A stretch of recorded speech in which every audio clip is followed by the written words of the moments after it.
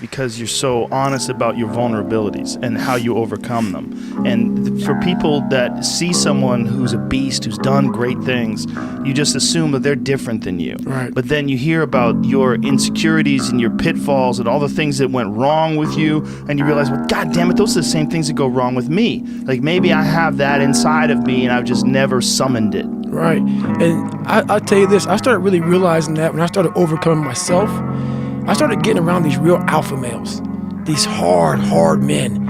And I always put people way above me when I was growing up.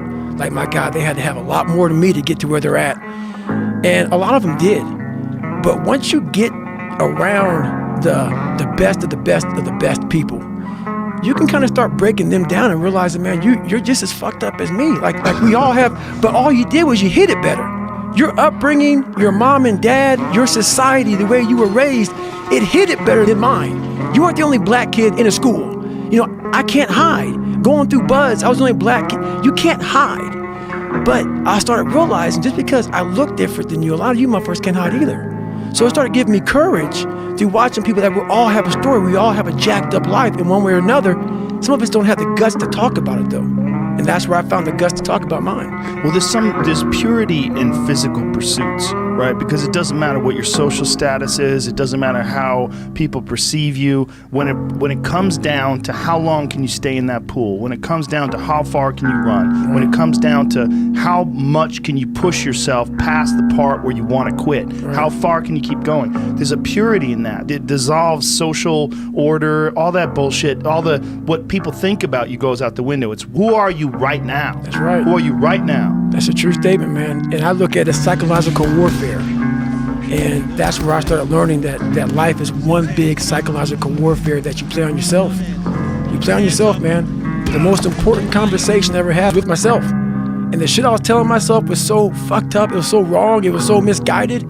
And other people start to write that dialogue for you also. And it starts to be what you say to yourself every single day. And I started creating a whole nother warfare, a whole nother battle started becoming. I was like, oh, hang on a second, Goggins. You have these tools. You have these tools. Your life was basically the perfect grounds for training for where you need to go in your life. All the beatings, all the bullying, all the, you going through learning disabilities, all the struggles.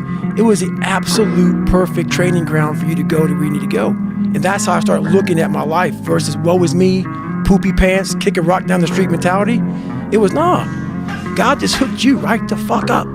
He hooked you right up, man, with the perfect place. You were training for the first 18, 19, 20, you were training for this stuff, man. You have the advantage of everybody else versus, my God, they're so above me. They came from a great family.